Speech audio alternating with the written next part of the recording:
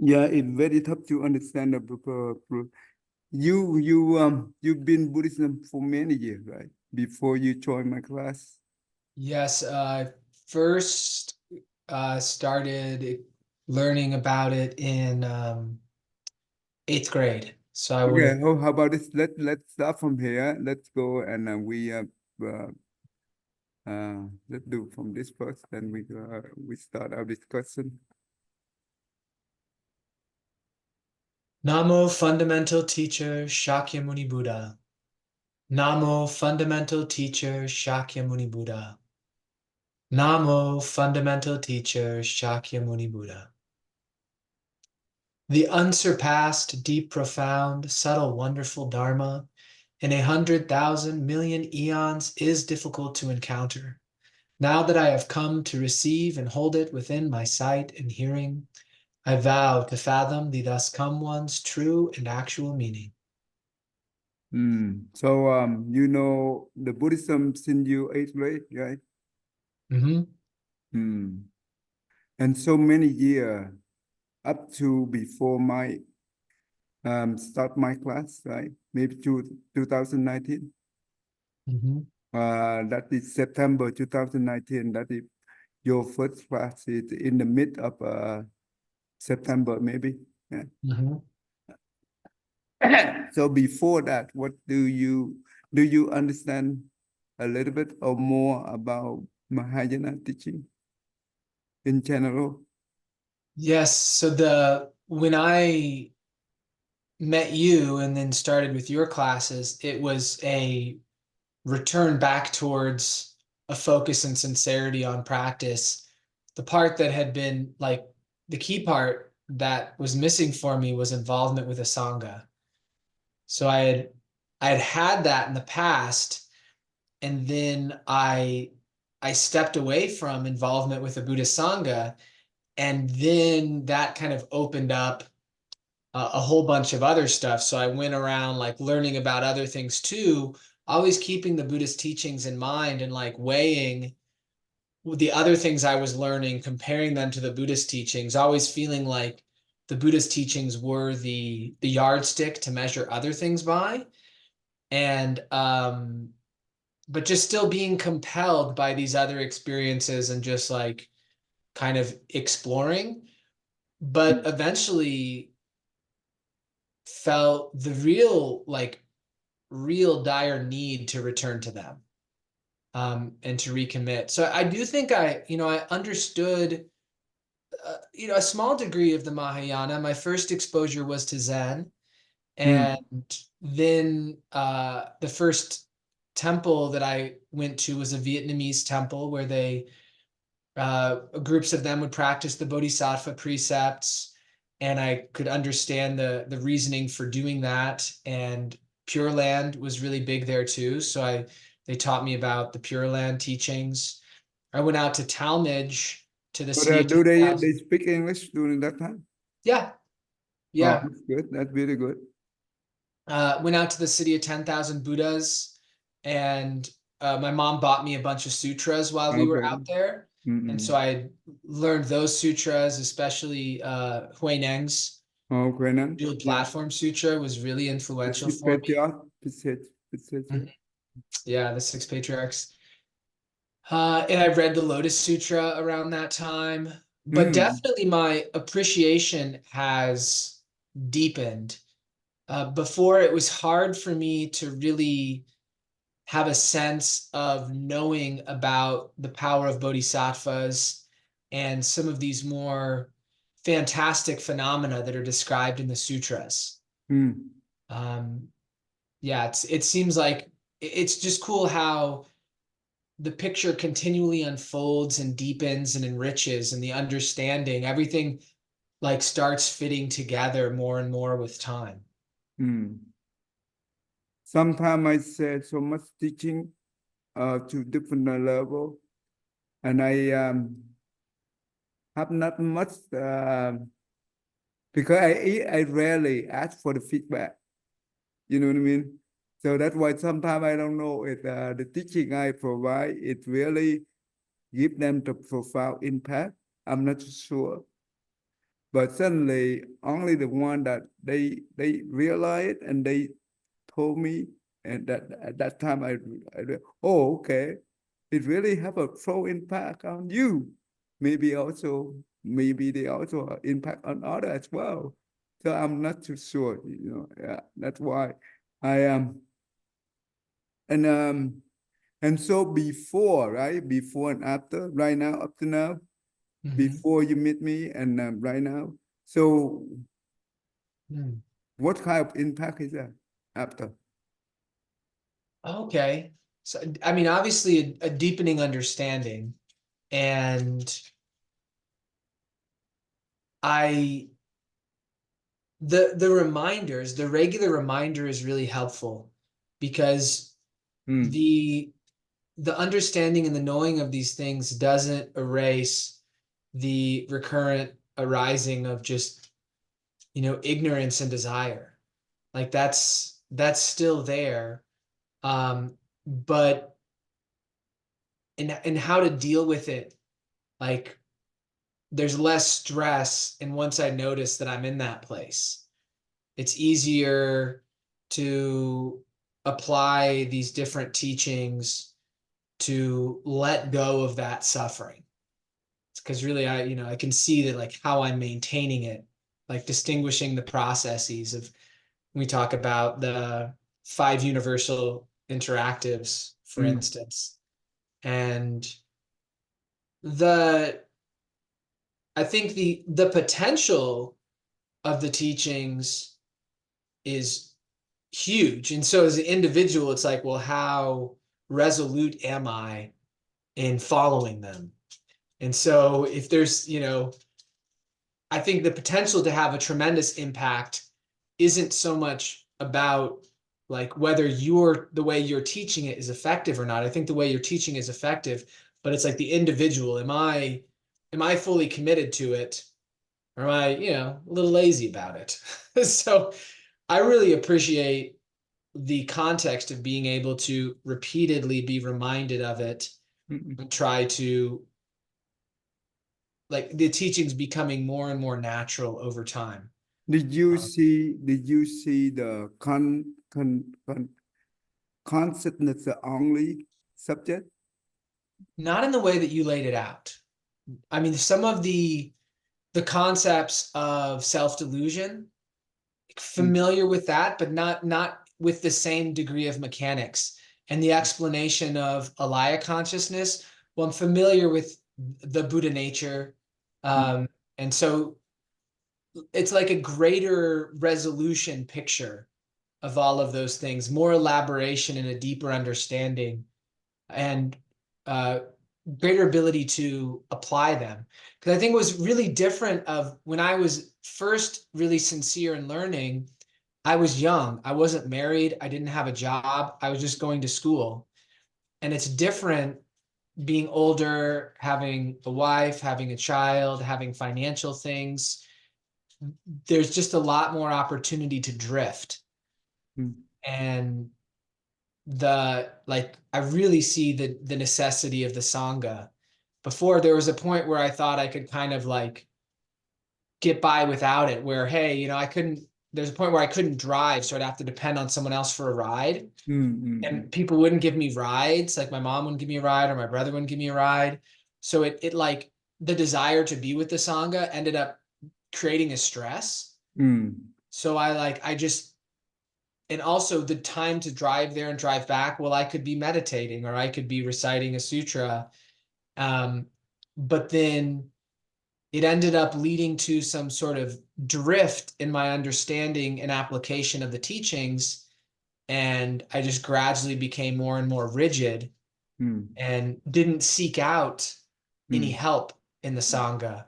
Um, mm, and so I really see how important, like, that dynamic is as well. But yeah, I think the way that you're teaching the Dharma, it's understandable and it's clear.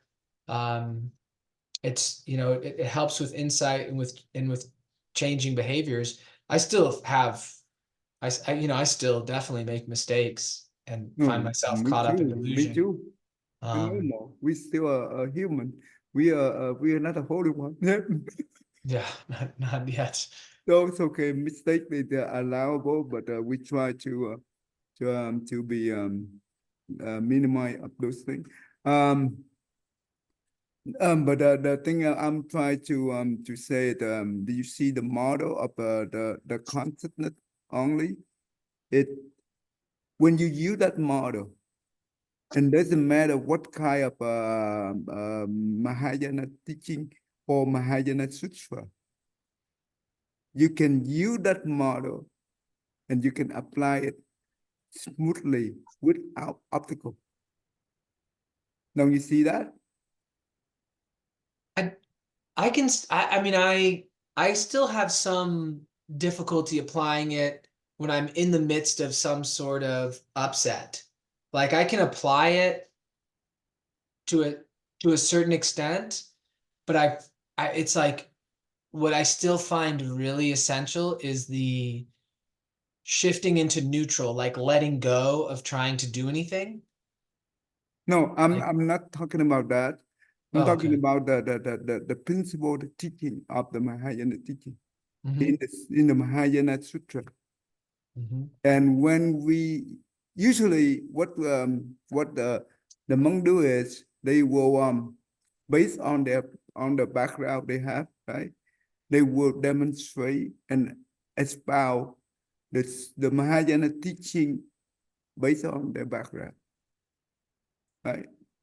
Mm-hmm. And what I'm saying, because my background is consciousness only. Mm-hmm. So whenever I have a chance to expound or to explain the Mahayana teaching sutra, I always using the constant only model to convey, to make sure that it, to me, using that model is very easy to explain. That's what I'm trying to say. Yeah, I think yeah, understanding the dynamics, the relationship between you could say the different maybe different parts is a not a perfect way to say it, but an understandable way to say it. The the layout of it, like the diagramming of it, and seeing the process of how states arise, like emotional states arise, like that's all pretty clear and also, I mean, easy to witness within myself. Like, and it's distinguishing it is easier because of those teachings where you see, okay, this is, and then also getting a greater appreciation and distinction of the manas consciousness, where I have more times where instead of like being identified with that notion of self, there's an experience of the notion of self like a phenomena that's not actually like that notion is not that it's illusory notion of self. Hmm. Um, For the mana consonant and the alaya consonant, I will later on I will compile the um, compile these two consonants to try to understand about the dream, right? About the person who in coma state, mhm. about the person who are well near death. It's very easy to understand nowadays.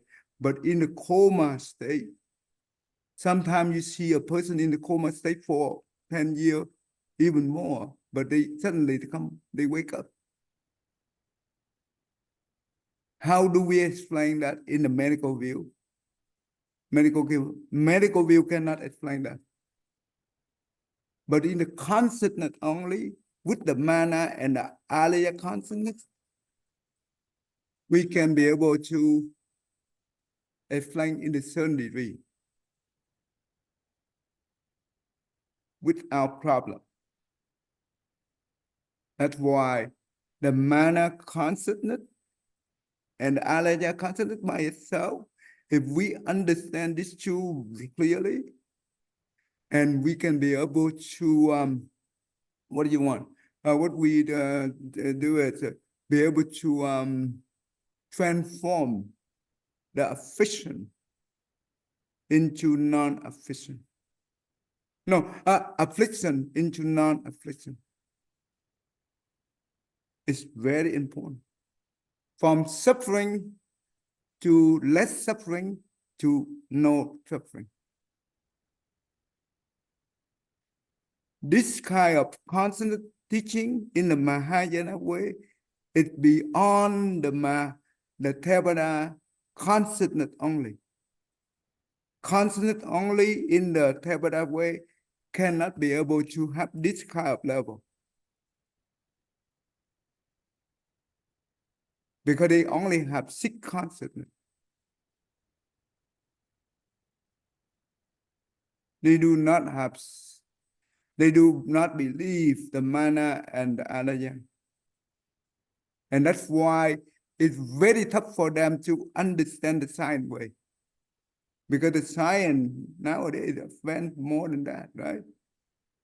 And they cannot be able to explain without the true last consciousness. So the last true consciousness is the most important about.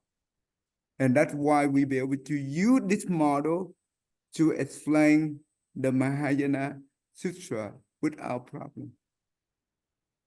But Theravada consciousness only cannot. They cannot be able to do that. There is limit. Right? Okay. Anyway.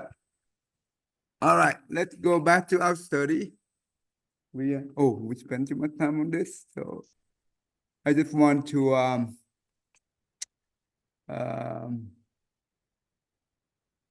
yeah, because last time I just heard this man, he say his understanding he the first time see my model in the teaching, and that's why he said that model it really have the deep impact on him. I said, wow, really? Wonderful. I did not realize that. Okay.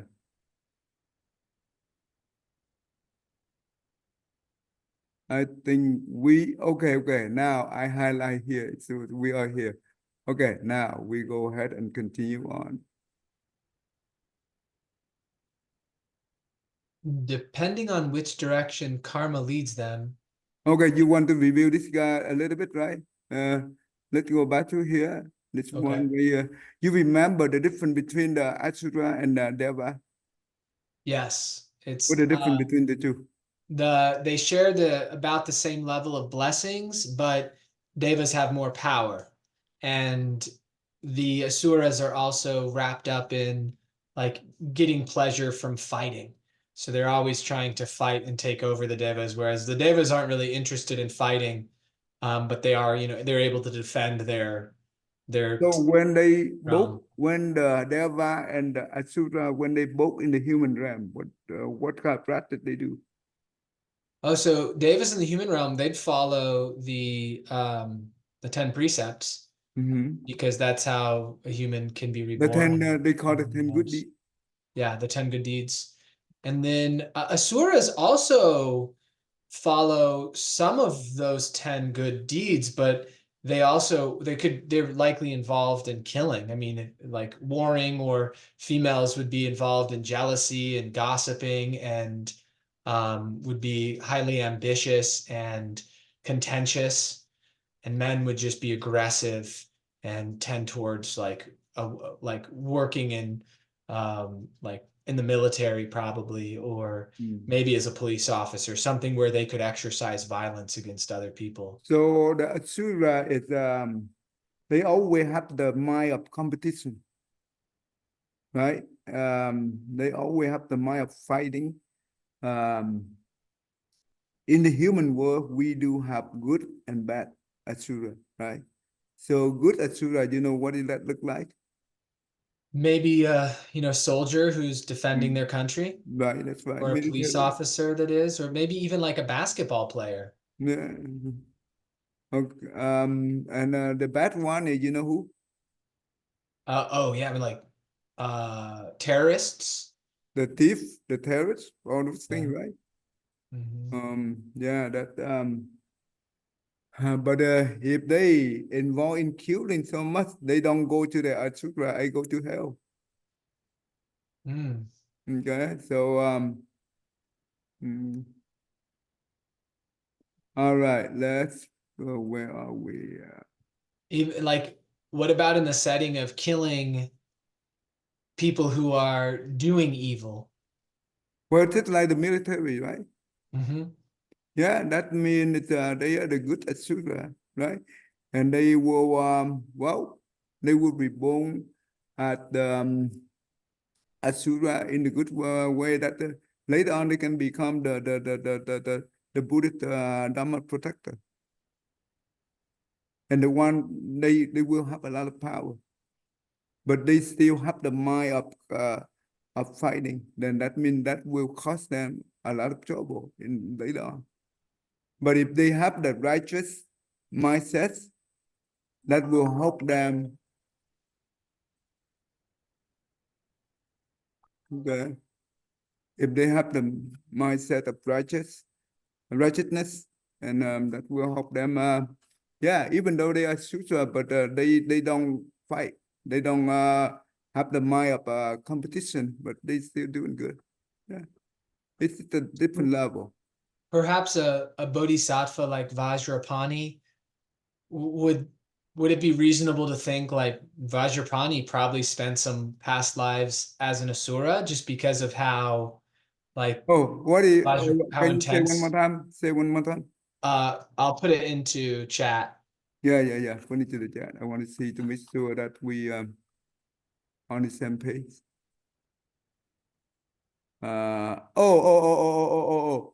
Okay. In the Sugam Rama Sutra, right? You want to see him, right? At the Uh, Vacha Panmi.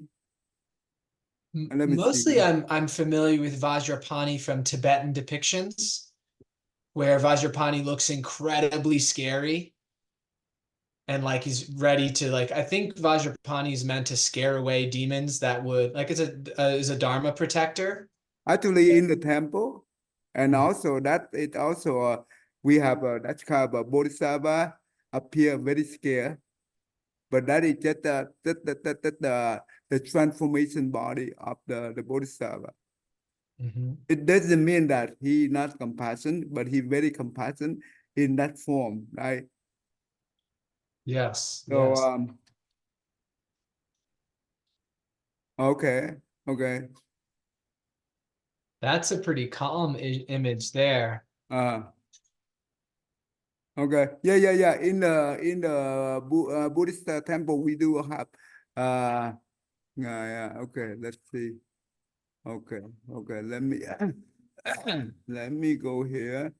Um, mm, mm, If you go yeah. under images, I'm sure you'll see the Mm, other variations of Vajrapani under images. okay, I will show you this picture. It's similar to the picture. Um, okay, you see the picture here? This is one. Yeah. Yeah, and it is similar to how I've seen Vajrapani depicted. This is the Bodhisattva. This is the right Bodhisattva. He not the this kind of his image is just the transformation body. That how he want to use this image to guard the temple, right? To guard the temple. This is how he want to protect the temple. But he never remember the Bodhisattva doesn't matter what kind of image they have, even this kind of image, they have no ill will, never have any ill will, even tiny ill will, no. They always have loving kindness and compassion. But from the outside, that make other feel for the evil, not for the good one. The good one, they will not afraid. Only the evil, they were afraid of him. Just like when the police, right? They are very. We are not afraid of police, but the bad guy, they are afraid of police. The same concept. Mhm. But we are the good people. We will not afraid of him because we will not do bad things when we go to the temple. But the bad guy, yeah, they will afraid of him. So they do not remember Bodhisattva. They never have any ill intention to to any living being. So it doesn't matter what kind of form do they have. They represent for the great compassion.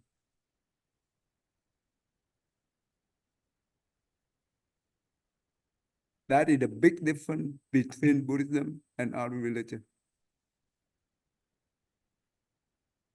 Don't you think? Yeah, absolutely. Mm-hmm. No, Buddhism, we say that if you don't believe in me, we punish you. No, that is not Buddhism. If you believe in me, but you do bad thing, you still go to your karma. You repay your karma. There is no such thing that you believe me and you do bad thing. You go to her heaven and you don't believe me.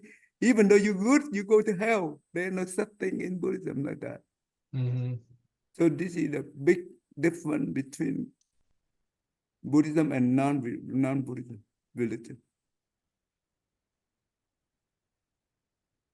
Okay, all right, that's good. I'm very glad that you bring those things up.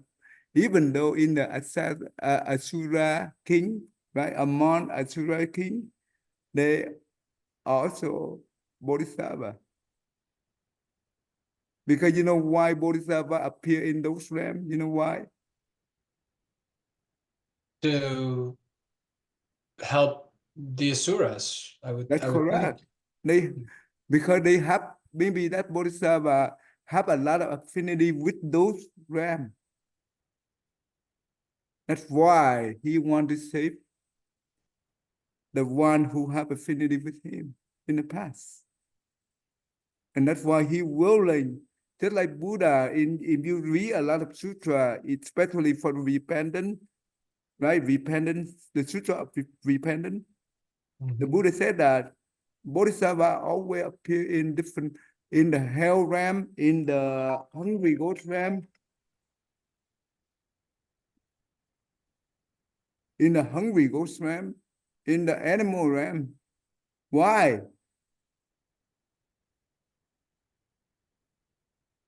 Because Why they don't appear in the human or in the God realm, but they go to those realms for what? well, their vows are for all living beings. Yeah, because that is where they can fulfill their vow, right? Mm-hmm. If you don't, if we don't do that, how could we be able to fulfill our bodhisattva vow? And bodhisattva have no problem with those things because they don't have mana, but we do have mana, and mana causes us obstacle. They have no mana, no obstacle. Yeah. Yeah. Yeah, and even though in the if you read the Sutra of Repentance, the Buddha said that when we generate our bodhicitta, right? If for whatever the reason is, we fall into the three evil realms: animal realm, hungry ghost realm, or hell realm. We will and but what the Buddha says, what the Buddha encourages us is always uh, at that moment, we wish that we always remember our bodhicitta vow. And we wish when we remember our bodhicitta vow, we will not afraid of those realms. And we willing to stay in those realms. And with the support of the power of the Buddha, the Dharma, and that means we, the one who in those realms, be able to help the being for those realms. to fulfill the vow that we generate. And if we have that mindset, do you think you feel suffering for the suffering of those realms? No, you don't feel suffering. The suffering only feel when we think about ourselves. But when we have the thought of order, love, and kindness, automatically you empower yourself to be able to think for other, and you don't even know the pain you have. And that's why when we in those realms and we be able to practice the bodhicitta, it's unbelievable. Nothing can compare that we in the human realm or in the God realm, we do. Those things cannot compare to the lower realm. Don't you think? So doing like helping beings in the Yeah, lower realm can't compare as far as difficulty level. yeah. The more difficult, if we be able Yeah, to do it, the more blessings for oh, the blessing is beyond measure. Mhm. Human, the deeds we do in human realm, it's non-comparable to those realms. Because usually those beings, it's forgettable. They are forgotten. No one cares for them. Only Buddha and Bodhisattva. But it's very rare to have the Bodhisattva go down there and help. Only great Bodhisattva can do that. But the Buddha said that even though we are not the Bodhisattva yet, but we have the bodhicitta generated within ourselves.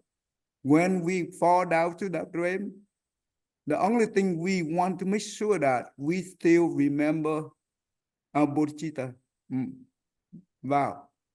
And with that, we always pray for from the Buddha power, the Dharma power of the Dharma, to let us to help the being in there without retreat. Without retreat. That means we will not retreat from bodhicitta. Wow. This is the most important about. It's very tough, but if we have, yet we are not there yet, but if we understand the map, right, we know the whole GPS, how to get there, and we prepare the route work for ourselves. If sometime in the future it happens to be in that situation, we will have the mindset. Because we plan all the good seeds in here, and those good seeds will arrive when we need it.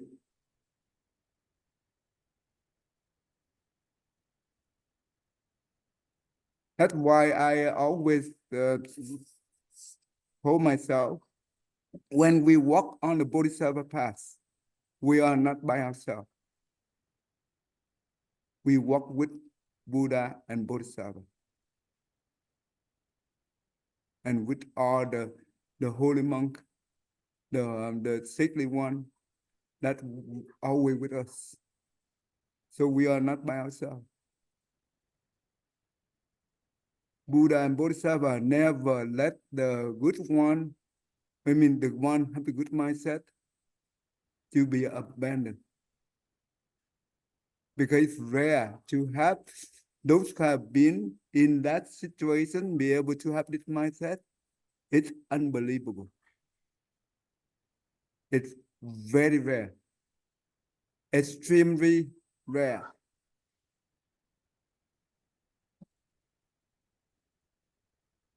Don't you think? Yeah. So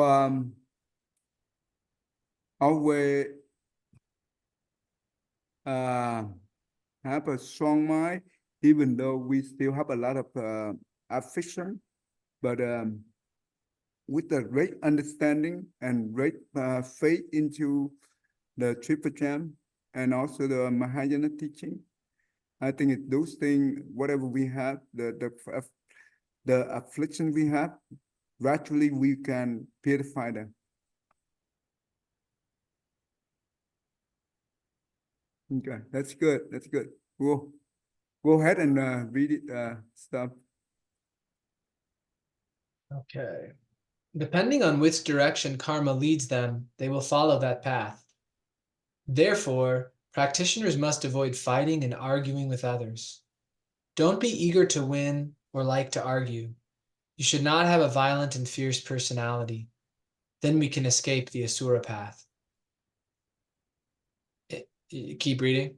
Yeah, keep it. It's In easy to understand, right? Very easy. yeah. Keep going. In short, Asuras never really talk about right or wrong.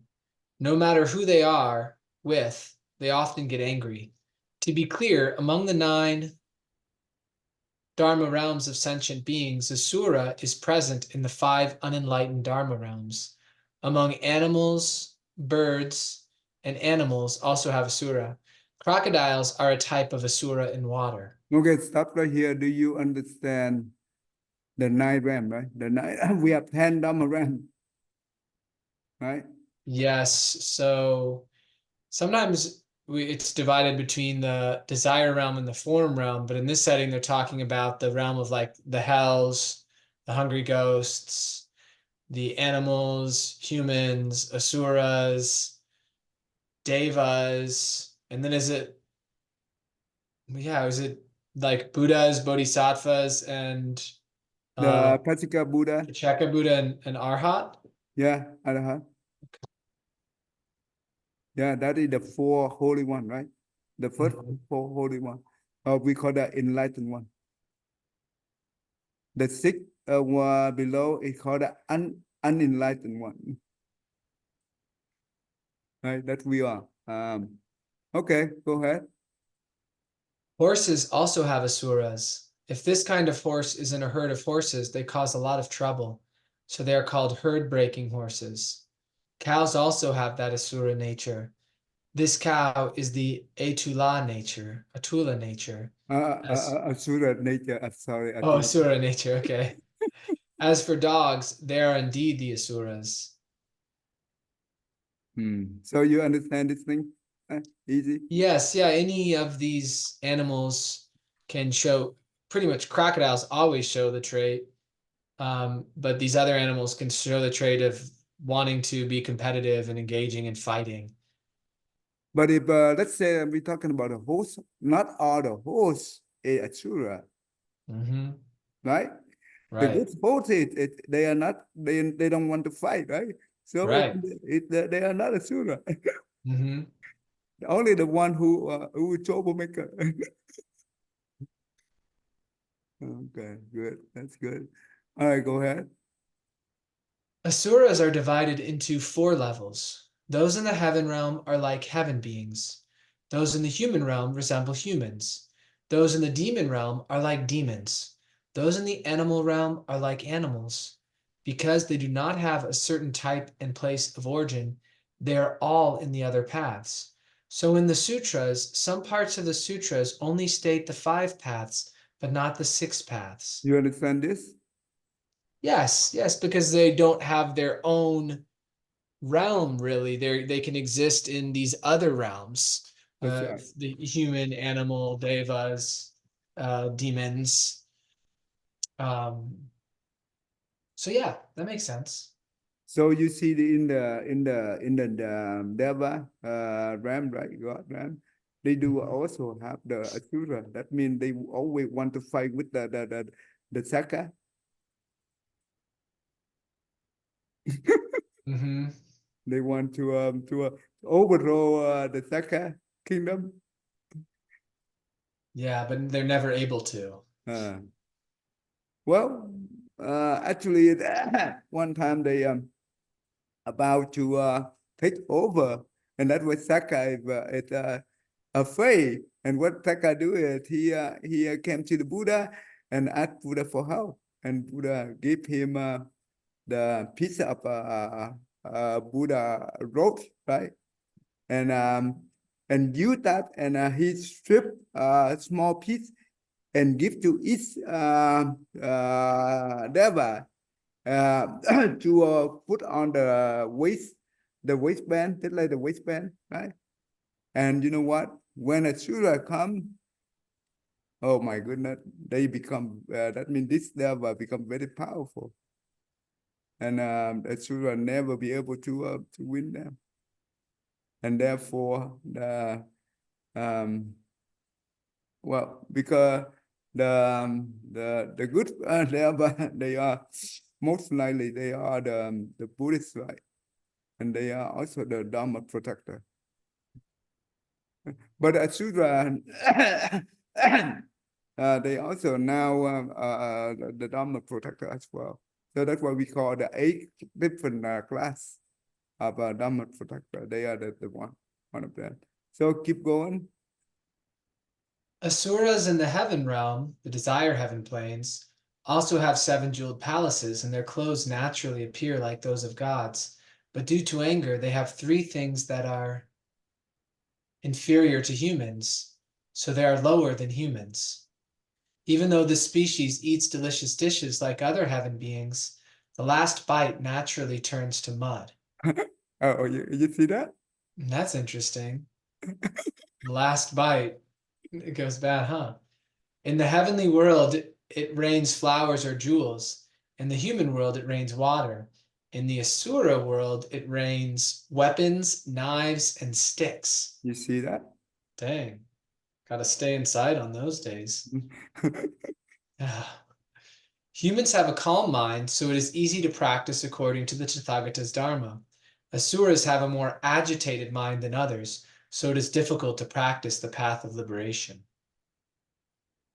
I've experienced that with I have a patient who's become a friend, and he is a lawyer and very ready for conflict. Just kind of relishes in conflict. It like Oh, brings him pleasure to, go up against someone and win. And here and there, I've shared with him about different Buddhist concepts, but I'm careful what I share and how, because I know some things he simply like he offend him, wouldn't accept. He would just discard, right? um, because he's really happy with this sort of competitive nature and with the sort of lifestyle that he has. That's why Uh, he a lawyer. yeah, yeah,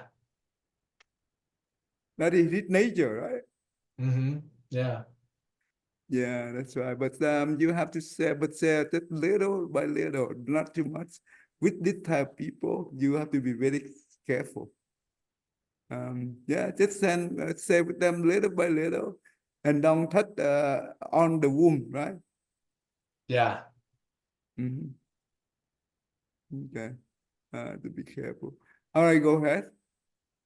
Venerable Master Xuanhua said, there are 3 good realms, heaven, Asura, and human. There are 3 bad realms, animals, hungry ghosts, and hell.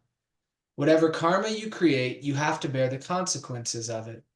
Due to not realizing the true nature of the mind, one ends one's life in the 6 realms of samsara. Even if one does not want to enter it, one must still enter it. Does it make sense? Yes, it does Mm. make sense. Mm. Yeah, so long as we haven't realized the true nature of the mind, then we're still seeking for things. We're still going from place to place, being driven by our desires Mhm. and our past karma, the level of our consciousness. And so some it will necessarily enter samsara again and again. We'll keep revolving through these lives. Well, we can be able to evolve into the human or the deva realm. It doesn't mean that we are realize the true nature, right? Right. And we do not realize that means ignorant. is equal to ignorance. Mhm. Okay, all right, go ahead. The Asura realm is sometimes considered an inauspicious realm. Asuras are called those who like to fight. They are always ready to argue and get angry with everyone. Asura in Sanskrit in Chinese is translated as non-enemy without alcohol, also means unrighteous action is to do improper things. Oh, okay. This is a little bit confused, don't you think? Yeah, it translates as non-enemy without alcohol. Hmm. So if you give Okay, them okay, alcohol, they become an enemy. okay. No. I think it is what it means. The Asura, they do not drink alcohol. Oh, okay. Okay, they do not drink alcohol, and I don't know why they say non-enemy. I'm not too sure. But they also mean unrighteous action, right? They ready to do improper thing, right? Okay. I wonder why they don't drink alcohol. I don't know why. Hmm. Putin talks about how he doesn't drink alcohol. Oh no, because when they in the human realm, they do all the things good deed. That means the five precepts. Oh, okay. Okay, they don't do alcohol. Mm, mm. Okay, go ahead. Asuras originally liked to drink wine, but when they lived in heaven, they had no wine to drink. As for the unrighteous action, it is related to male asuras. They have rough bodies, ugly faces, cleft lips, and buck teeth. But the female asura is very beautiful. So the male asuras get these ugly bodies because of their Cô là tu unrighteous hả? actions. Okay, give me 1 second. Okay. Hồi nãy cô mới vừa gọi hả? Okay, okay, go ahead. Sorry. So is it saying they get these rough bodies because of their unrighteous actions? No, rough body because it means ugly, right? Right. Mm-hmm. That means the ugly appearance due to the anger, due to the mind of competition. When you look at a person who angry, don't you think his face is beautiful? No. No, that's what it means. If they have a habit of anger, they will end up like that. Did you hear the story that there were the two Dharma brother, right? They practice together. They practice diligently on the Dharma as well the meditation. But one of them is this one of the monk is he loved to do giving, right? But every time if someone do something it's not aligned with him, ooh, he get angry very easy, right? And you know what? The second monk always advise him do not have that kind of habit because that will not be proper for the monk, right? But you know what? Because due to his habit, just like that, and for many years he been like that, right? So one day the second monk have to leave because that means he know that he about to his life is about to end, and he said that in the future if I be able to attend the enlightenment, I will help you. But I know that due to your habit, yes, even though you do a lot of giving, but due to your habit of anger, you will reborn into the demon realm. That means the hungry go to, into some kind of a demon, into the snake, right? Mm. And that's what you will. So, but in the future, if I do if I do attend enlightenment, I definitely will help you. And you know what? He yes. So the next life he reborn into uh, Iran, the country Iran nowadays, and he was the prince of that country. And you know what? He doesn't like to become a king, and he loved to practice Buddhism. And diligently, and you know what? He have a lot of talent. He be able to listen to the animal. I mean the bird saying.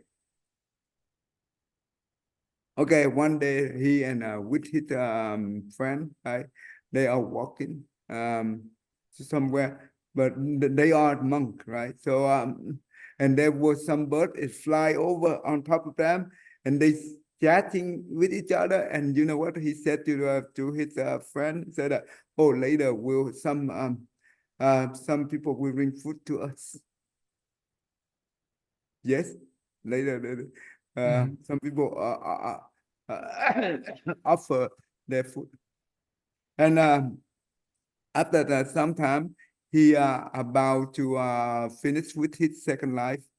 He said that he had to go to China and to meet one of his debt collector. You know what is debt collector?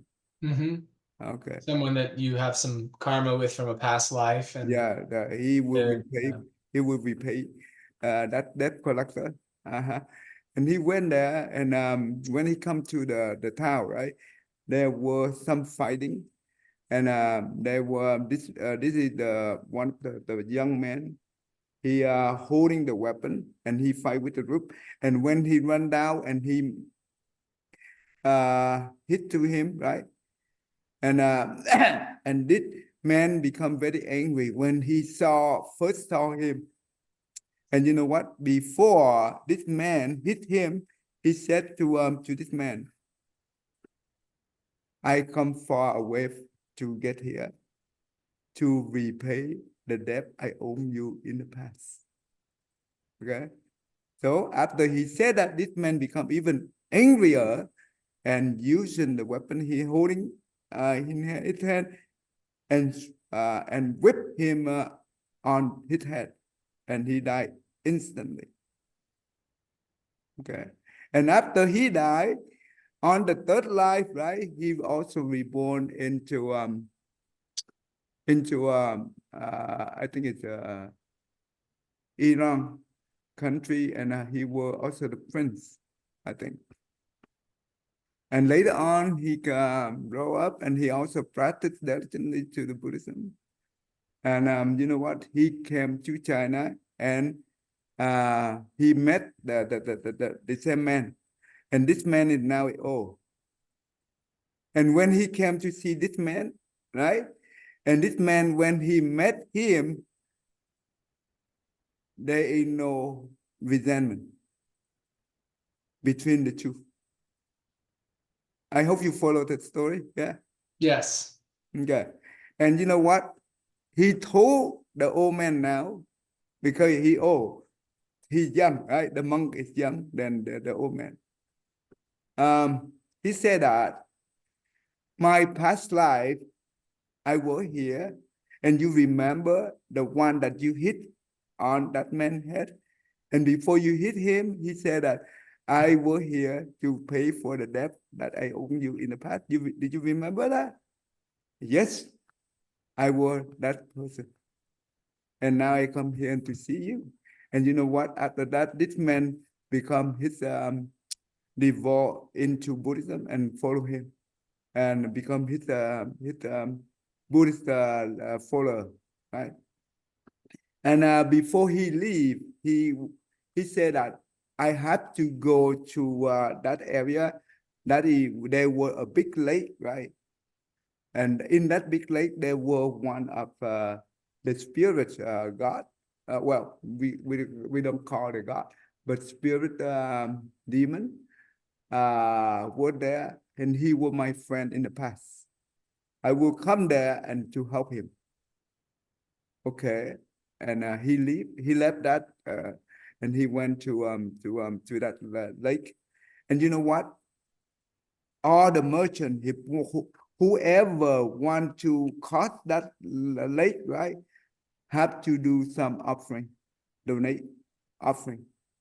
If you don't offering, because they were a shrimp, the shrimp um, on the other side of the lake. You know the shrimp, right? You're saying stream? No, Shrine. Okay, a shrine. A shrine, right? Mm-hmm. And you have to go there and to make an offering to that spirit demon. If if if you don't, your ship will be tipped over. Mm. Your boat will be tipped over, and all your stuff will gone. All your goods, you will be gone. So that's why all the merchant who cross that lake have to go there and make an offering. And you know what? And he also get on the boat with other merchant. And when they came to that, right, all the merchant went into the strike and make an offering, and he not get off the boat. He's still on the boat. And when they came in, and the spirits, uh, demon know that okay. He asked the merchant go out and invite the venerable master on the boat. He was my friend in the past. Yes, they came out and invite him into, and when the venerable master went in, and you know what, the spirit demon kneel down and cried to him that yes, I was your friend in the past. We both practiced together and for many years. And now, you know what? Yes, due to my practice of giving, I be able to have a lot of offering from all these people here. But due to my habit of my bad habit of anger, I've been reborn at the huge snake. And how long? Couple of mile long. and That's and huge. and he said that today, but today my lifespan is about to end, and I would like you to help me. You take all the treasure that I have to build a temple and transfer the marriage for me, so I can be liberated from this evil realm. You know what? If the Venerable Master not come, you know what happened after he died? He will be reborn into hell.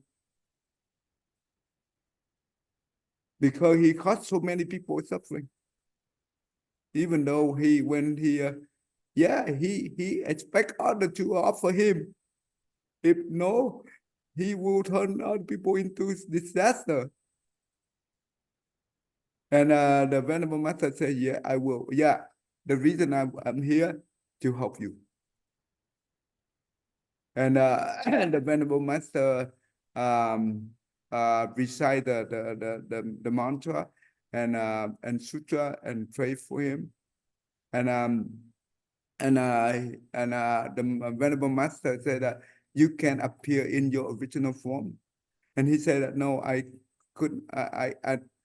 If I do, all the people will scare. So he said that tomorrow I will die, and you can go to the back of the this uh, the back of the lake. You will see my entire body. It's long and it's thick. And please helped me to perform the cremation, to perform the funeral in the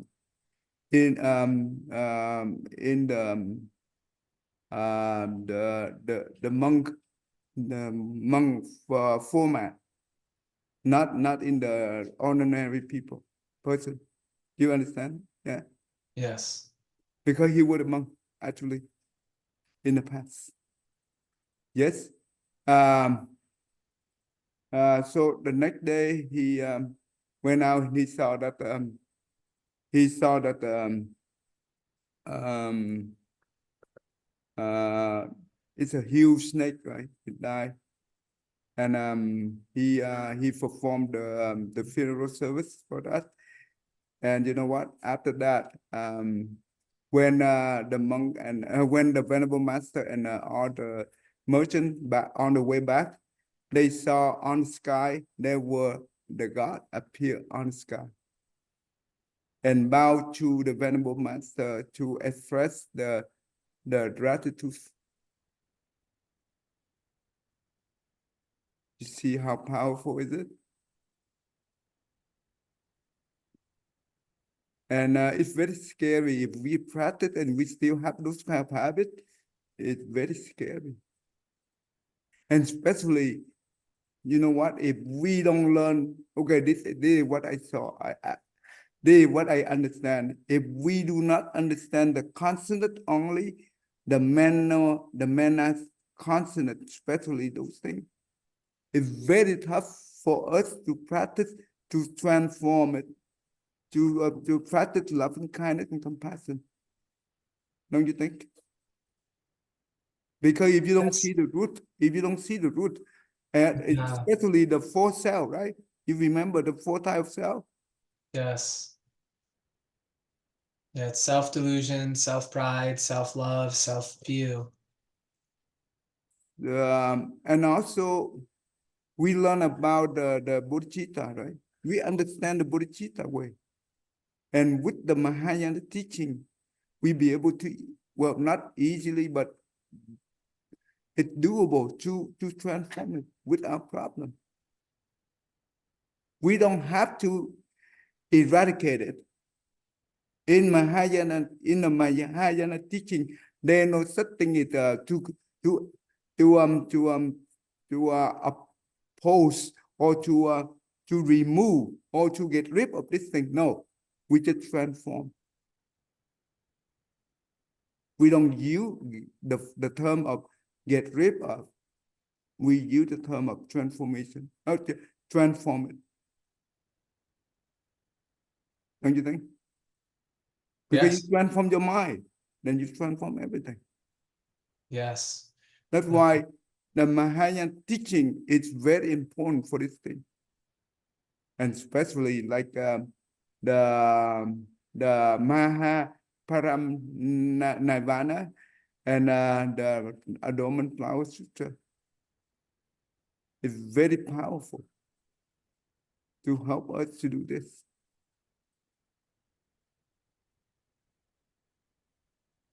Okay, I think it's we are too much. I'm sorry, take too much time already. No, it's all right. Thank you. Okay, let me see. We stop right here. Oh, we stop right here, right? Oh, where are we?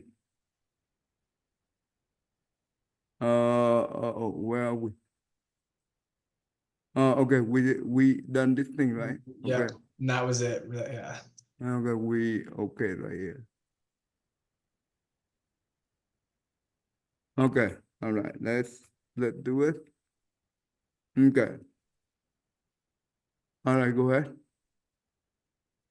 May every living being, our minds as one and radiant with light, share the fruits of peace with hearts of goodness, luminous and bright.